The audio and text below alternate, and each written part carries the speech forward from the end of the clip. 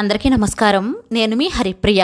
Welcome to my channel. ఇవాల్టి వీడియోలో ఆషాఢ మాసం అనేది ఈ 2024 సంవత్సరంలో ఎప్పుడు వచ్చింది, అలాగే ఎప్పుడు ముగుస్తుంది, ముఖ్యంగా పెళ్ళైన కొత్త జంటలు వధూవరులు అత్తగారిని చూడకూడదు, పుట్టింటికి వెళ్ళిపోవలసిందేనా, అయితే అత్తగారు దూరంగా ఉంటే కనుక భార్యాభర్తలు ఇద్దరూ కలిసి ఉండవచ్చా, అంతేకాకుండా ఈ ఆషాఢ మాసంలో వచ్చే పండుగల గురించి కూడా ఇవాల్టి వీడియోలో చాలా డీటెయిల్డ్గా తెలుసుకుందామండి.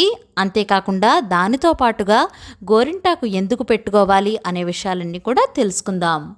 ఆషాఢ మాసం ఈ 2024 సంవత్సరంలో జూలై 6వ తారీఖు నుంచి ఆగస్ట్ 4వ తారీఖు వరకు కూడా ఉంది. ఈ 31 రోజులు కూడా ఆషాఢ మాసంగా మనం పరిగణించుకోవాలి. అయితే ఈ ఆషాఢ మాసంలో ఎటువంటి శుభకార్యాలు కూడా చేయకూడదు. ముఖ్యంగా శంకుస్థాపనలు, పెళ్ళిళ్ళు, ముఖ్యమైన శుభకార్యాలు ఏవి చేయకూడదు. ఈ మాసంలో పెళ్ళిళ్ళు చేయకూడదు. ఎందుకంటే ఈ మాసంలో పెళ్ళిళ్ళు చేసినట్లయితే శ్రీమన్నారాయణుడు యోగ నిద్రలోకి ఈ ఆషాఢ మాసంలోనే వెళ్ళి తిరిగి కార్తీక మాసంలో యోగ నిద్ర నుంచి మేల్కొంటారు. అందుకే శ్రీమన్నారాయణ యొక్క దివ్య ఆశీస్సులు అనేవి నూతన వధూవరులకు ఉండవని ఒక చిన్న ఉద్దేశంతోనే ప్రాచీన కాలం నుంచి కూడా ఈ ఆషాఢ మాసంలో పెళ్ళిళ్ళు చెయ్యరు. అందుకే దీని కారణంగానే భార్యాభర్తలు కూడా దూరంగా ఉంటారు. అంతేకాకుండా ఈ ఆషాఢ మాసంలో స్త్రీ గర్భం దాల్చకూడదనే ఆలోచనతోనే భార్యాభర్తలను దూరంగా ఉంచుతారు. ఎందుకు ఈ ఆషాఢ మాసంలో స్త్రీ గర్భం దాల్చకూడదు అంటే కనుక ఆషాఢ మాసం అంటే ఇంచుమించుగా జూలై నెల, స్త్రీకి 9 మాసాలు నిండేసరికి మే నెల వస్తుంది. మే నెల అంటే మంచి ఎండల సమయం, పుట్టే బిడ్డకు తల్లికి అసౌకర్యంగా ఉంటుందనే ఆలోచనతోనే పూర్వం నుంచి కూడా ఆషాఢ మాసంలో స్త్రీ పుట్టింటికి వెళ్ళాలి అనే సాంప్రదాయాన్ని పెట్టారు. ఈ సెక్షన్స్ వీటి వల్ల స్త్రీలు ఆపరేషన్ చేయించుకుంటారు కాబట్టి వేసవికాలంలో పుండు అనేది తొందరగా మానదు. అందుకని ఆ ఉద్దేశంతోనే ఇలాంటి సాంప్రదాయాలు పెట్టారు. ఎటువంటి వసతి లేదు పుట్టింటికి వెళ్ళడానికి అంటే ఉద్యోగరీత్యా వల్ల వెళ్ళడం అవ్వకపోతే కనుక భర్తతోనే ఉండవచ్చు. కాకపోతే ప్రెగ్నెన్సీకి ట్రై చేసేవారు ఈ 1 నెల దాటించేస్తే చాలు. ఆషాఢ మాసం అనగానే మనకు వెంటనే గుర్తు వచ్చేది గోరింటాకు. గోరింటాకు ఎందుకు పెట్టుకోవాలి అంటే కనుక మనం వేసవికాలం నుంచి వర్షాకాలానికి వచ్చాం కదా, మన ఒంట్లో వేసవికాలం వల్ల వేడి ఉంటుంది.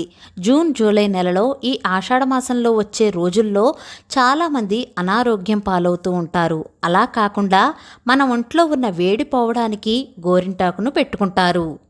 అంతేకాకుండా సైంటిఫిక్ పరంగా చూసుకున్నట్లయితే గోరింటాకును మనం పెట్టుకున్నప్పుడు ఎర్రగా పండుతుంది కదా, ఆ చేత్తో మనం అన్నం కలుపుకొని తింటాం. ఆ గోరింటాకులో ఉన్న కొన్ని రసాయనాలు, కెమికల్స్ మన బాడీలోకి వెళ్ళి ప్రాణహాని కలగకుండా క్రిమి కీటకాలు ఏమైనా ఉంటే కూడా అవి చనిపోయేలా చేస్తుంది. అందుకనే గోరింటాకును పెట్టుకోవాలి. గోరింటాకు పెట్టుకోవాలండి. కోన్స్, మెహందీలు అవన్నీ పెట్టుకోరాదు. ఈ మాసంలో శివునితో పాటుగా మహావిష్ణువును, ఆంజనేయ స్వామిని, అంగారకుణ్ణి పూజించడం చాలా మంచిది. ఎవరికైతే జాతకంలో కుజుడు, సూర్యుడు బలహీనంగా ఉంటారో వారు వీడిని పూజించినట్లయితే ఎంతో మంచి జరుగుతుంది. ఈ ఆషాఢ మాసంలో దుర్గాదేవిని పూజించినట్లయితే కూడా చాలా మంచిది. అంతేకాకుండా సూర్యోదయం కంటే ముందుగానే నిద్రలేచి తలస్నానం ఆచరించి సూర్యునికి అర్ఘ్యం సమర్పించడం వల్ల శారీరక బాధలన్నీ కూడా తొలగిపోతాయి. ఈ ఆషాఢ మాసంలో ముఖ్యమైన పండుగలు చూసుకున్నట్లయితే జూలై 6వ తేదీ నుంచి వారాహి నవరాత్రులు ప్రారంభమవుతున్నాయి. అఖండ దీపం, కలశ స్థాపన ఎప్పుడు చేయాలి, పూజ ఎప్పుడు చేసుకోవాలి అనే విషయాలు, అంటే 9 రోజులు, 9 నైవేద్యాలు, 9 అవతారాలు, వీటి గురించి వీడియో నేను ఆల్రెడీ చేశానండి. ఆ వీడియో లింక్ డిస్క్రిప్షన్లో ఉంటుంది, ఒకసారి చూడండి. ఆ తర్వాత జూలై 12వ తేదీ స్కంద షష్ఠి, జూలై 17వ తేదీ తొలి ఏకాదశి, శ్రీమన్నారాయణుడు యోగ నిద్రలోకి వెళ్ళిన రోజు. జూలై 21వ తేదీ గురు పౌర్ణమి, వ్యాస మహర్షి పుట్టినరోజు. గురువును పూజించడం వల్ల ఎన్నో లాభాలున్నాయి. జూలై 24వ తేదీ సంకటహర చతుర్థి. ఇది ఈ ఆషాఢ మాసంలో వచ్చే ముఖ్యమైన పండుగలండి. అందరూ కూడా బాగా చేసుకోవాలని కోరుకుంటున్నాను.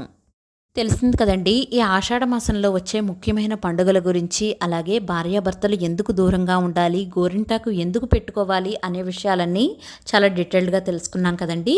ఇవాల్టి వీడియో మీకు నచ్చినట్లయితే please like, share, subscribe to my channel. మరో సరికొత్త వీడియోతో మళ్ళీ కలుస్తాను. నేను మీ Haripriya. Thank you for watching.